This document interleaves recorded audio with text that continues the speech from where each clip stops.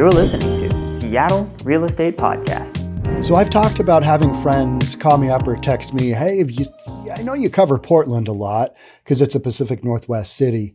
Man, I just drove through Portland. Didn't get off the 5. Didn't get off I-5, but man, there were a lot of tents right along I-5. And that conversation will typically go, I know, it's wild that they allow people to just live right abutting major freeway systems. Well, come to find out, Portland Mayor Ted Wheeler enacts emergency ban on homeless camps along dangerous roads. I would put Interstate 5 as a dangerous road to live alongside of, to have your tent set up alongside of.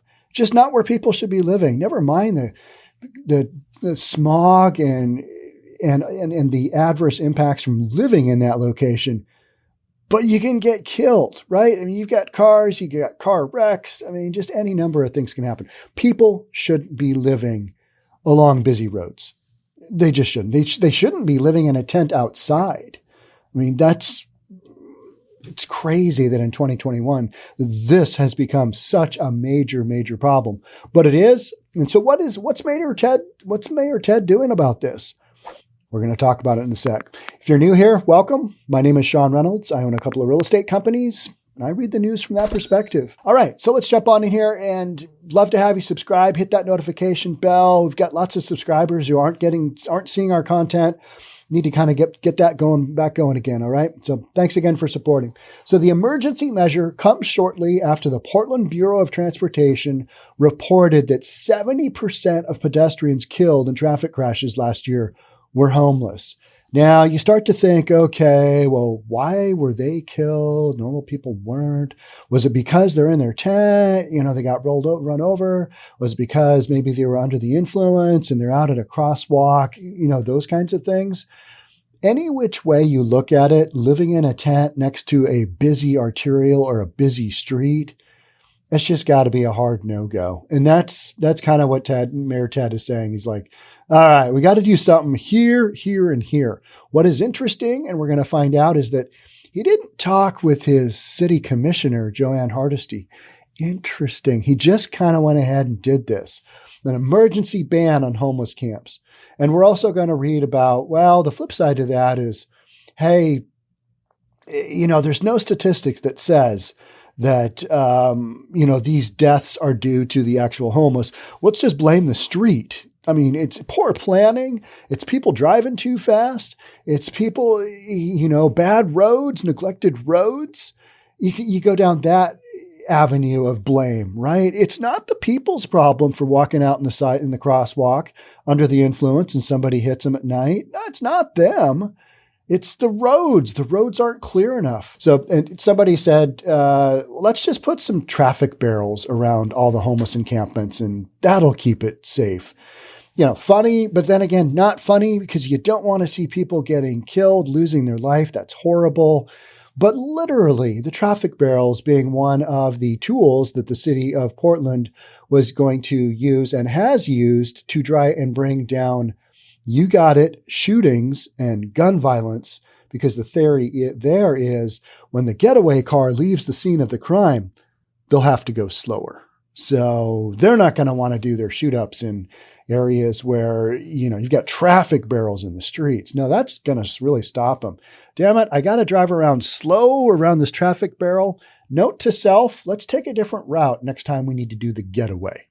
Man, we had a shoot-up in Seattle, very close to Chop and Chaz.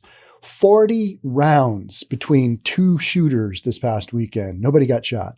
So thankfully, they were both bad shots. I believe they were just popping off round after round from their handguns. That's what it sounded like. And the neighbors, could you imagine just one guy was being interviewed and he's like, yeah, there was a shot fired there.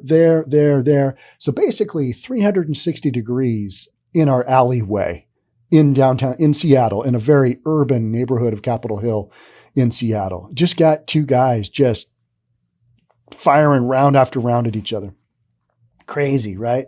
Let's get back to the homeless encampments being swept from dangerous roads. So what do we have? Portland Mayor Ted Wheeler has enacted an emergency declaration to prohibit all camping along the busy roads and intersections. Yeah, when I see homeless encampments like off the freeway ramp, next to the freeway and the underpass and freeways, it just makes me think, man, this is not right. Number one, the city shouldn't be allowing them to live there. It's not safe. People need to be indoors. That's where people need to live. We've got so much work to do on so many of these things. The declaration will take effect 3 p.m. Friday, according to Wheeler. It invokes a state of emergency that will remain in effect through February 18th. All right, so we're going to do a clear out, I believe, on these encampments. We can no longer justify allowing our most vulnerable community members to be exposed to the dangers of camping in freeway or high crash corridors, Wheeler said in a news conference earlier in the day. And one of the things that was so interesting about the this emergency act side of it was, well, maybe just make the cars go slower. There'll be less wrecks. Okay, but these are freeways and busy intersections that we knew all along were freeways and busy intersections. The homeless are choosing to live there because it's close to services, and up until now, they haven't been swept, right? So they're going to go places where they're not going to get swept out.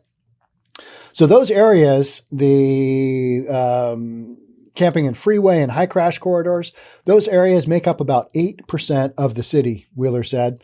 And the emergency policy will prioritize them for campsite removal and cleanup by the city's impact reduction program teams.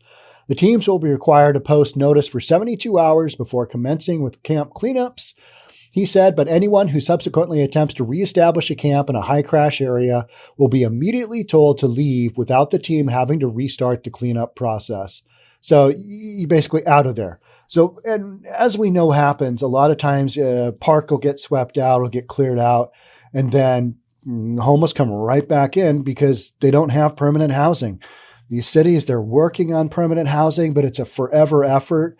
And it seems like the more independent little mini houses that we build, the more people come to our community, seeking shelter. That's just the way this has gone, right? Good, bad, or indifferent. So Wheeler said enforcement of the ban won't require taking any attention away from existing cleanup efforts due to increased resources made available through the city's most recent budget process. All right, let's take a look and see what that actually looks like. All right, so here's the con. These people do not want to, they're not down with what Mayor Ted's doing. Housing and transportation advocates rebuke Mayor Ted Wheeler for upcoming ban on camping along dangerous roadways.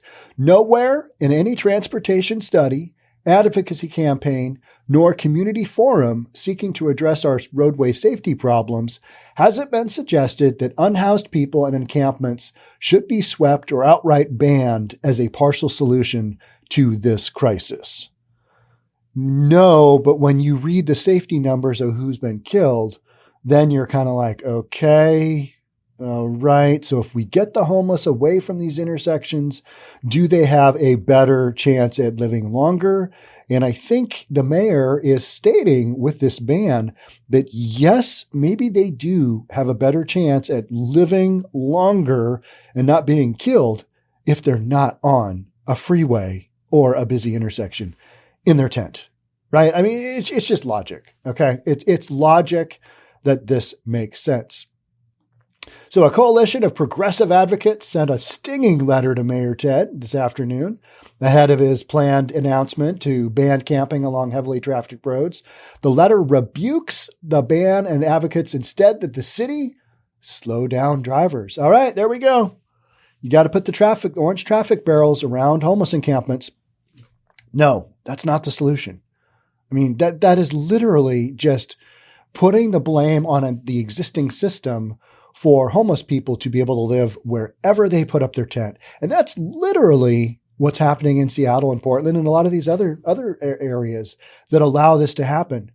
Now, you go a little bit outside of these areas, it's not like that at all. It's not like all of Seattle is this way. But city of Seattle, they allow this to happen. So, you get what you pay for. So if you're going to allow it to happen, why wouldn't they why wouldn't they post up next to the freeway? They don't get swept from there. So why not? I see it. I've seen the proliferation of people living in tents over in Seattle, where I go on a regular basis, from the standpoint of there used to be one or two underneath major roadway bridge. And because they're not being swept from there, it's steep terrain. They're not being swept from there. It's just growing, and it's going to continue to grow because they live outside and they live there and they leave their garbage there. And that's a whole nother story. But for their safety down in Portland, Mayor Ted is he actually doing something here? It feels like we'll see if this gets enforced at all. I don't know. But I think this is one small thing that he's going to point to, that he's going to be able to say, hey, we did do this. And you'll be like, okay. But the bigger picture is that there are so many other encampments that need to be addressed as well. But I guess you got to start somewhere. I'm trying to give Mayor Ted a break, which has been hard to do the last couple of years, right? And a lot of you are going to say, he doesn't deserve a break. Yeah, probably not. So we strongly object to the emergency declaration to sweep encampments and further displace unhoused community members from alongside our most dangerous roads. It's like they just want them to be able to live wherever. You know what I mean? Just wherever. The presence of unhoused people does not make our streets unsafe. Rather, poor roadway design, ongoing neglect and deferred maintenance, recklessness in the form of speeding, operating a vehicle while impaired by drugs or alcohol, and other dangerous behavior are all well-documented reasons why there is this alarming uptick in deaths. Yeah, but if you post your tent up next to the freeway or next to a busy intersection, you know what? Your odds of having something happen to you, those go up. That's just, we all know it. Those are not safe places for human beings to be living. You're not supposed to live on interstate freeways. That's not where people live. That's for transportation. So Mayor Ted taking a little heat for doing this. Most notably, the letter's signatories include several of the advocates who publicly decried the rise in homeless people killed while crossing streets. That suggests the mayor's office did not consult the groups closest to the problem, and that Wheeler's ban is poised to become the latest political impasse in a city paralyzed in the face of a housing crisis. Yeah, paralyzed. I would definitely say Portland is along those lines. With all the stories I read and all the stuff you guys send me, just picture after picture of tents in the most ridiculous spots. Like, how do people live there? It's mind blowing to me, but they do. People are very adaptable at figuring out where to go. All right, so this is the actual on the portland.gov/Wheeler/news site. This is the actual posting, and the emergency order does 3 things. Prohibits camping along high-speed corridors. Number 2, prioritizes the work of the impacts reduction team to post and remove camps in these areas. So now we're making it a priority. And 3, it enables them to keep these sites free of camping with no right of return. And Mayor Ted just kind of went ahead and did this. And he did this because 2021 was Portland's worst year for pedestrian deaths. And 70% of the pedestrians killed in Portland traffic incidences last year were homeless. Just brutal, right? As if homeless people don't have enough to worry about getting hit by a car, whatever it is that happens. They're not in their right mind. They're crazy. They're just not working out reality, and they're living next to a busy street. They're living next to a busy intersection. It's not shocking, right? This is not shocking. You'll see it in Seattle, homeless people kind of just wandering in and out of traffic. And you're like, how do they not get killed? Well, the answer is they do sometimes, and it's horrible. And I don't know if moving them away from these busy streets and busy intersections is the answer, but they shouldn't be living there to begin with. They should be living elsewhere. the argument can be made, well, they shouldn't be living in parks either. And I totally agree with that one. But city leadership has been, so far, they've been just kind of like, well, it's a free for all everywhere. And we haven't gotten to the point where, hey, you guys can all live here in this spot. This is your dedicated campground, because people don't want to live within rules. And anytime a dedicated whatever gets set up, there has to be rules. People don't want to live that way. So there, at some point in time, like all these other communities that don't have homelessness problems, all these other communities, you're going to have to start treating things that way. Otherwise, you see what happens to a Seattle proper and a Portland proper. It doesn't go in the right direction. So in 2021, 63 people in Portland died of traffic crashes across the city. That's up from 54 the year prior and well above the average of 46 recorded between 2017 and 2020. And the report notes a dramatic increase in the number of pedestrians killed on Portland streets. Pedestrians accounted for 27 traffic deaths, up from 18 the year before, and 70% of pedestrians killed last year were homeless, a trend that calls that's indicated as alarming, and that is an alarming pattern. So, and then we've got some people were tweeting back and forth. Joanne Hardesty, the city commissioner, she wasn't made aware of this, and so she had some things to say via tweet and like, hey, you didn't consult me, because we know what the response would have been. We would have been, well, don't sweep these people from the busy streets. Let them live wherever. Well, we can kind of see how that's worked out, and it's not necessarily been good for them. So we're going to clean up some of the busier streets, and we're going to clean up some of these intersections. They should have never, here's the bottom line, they should have never been allowed to live here in the first place, right? I mean, there's a huge argument they shouldn't be living in the parks either. They shouldn't be living next to schools. They shouldn't be living next to daycares. They shouldn't be living in a lot of areas, because we know the crime that comes with them is, it just is. You can't ignore it. You can't say it's not there.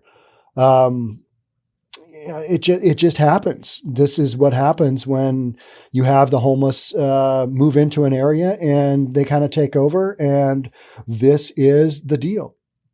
So Mayor Ted trying to do something solid here.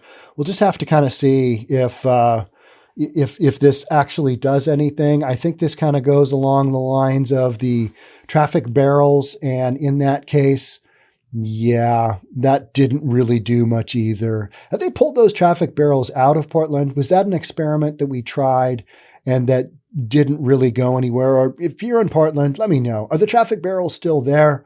Because I think this storyline goes along the lines of that way, which is, yeah, we tried to get them out of the freeways, tried to get them out of the busy intersections. And we'll just kind of have to see how that goes. All right, so Mayor Ted doing a little work, little emergency action, trying to do something. He's got an uphill battle to fight, because not only is it homelessness, he's got all kinds of other stuff going on as well. All right, that's it for me, but I will keep an eye on this story. And if you see this kind of stuff, send it my way. I'll read it. Thanks again for being here. Don't forget to subscribe, hit that notification bell, lets you know when we're coming out with content. Thanks again for being here. Thanks again for supporting Seattle Real Estate Podcast. Oh, and share it with your friends if you think about it. That's a great way to get the message out there. And yep, thanks in advance. Bye for now.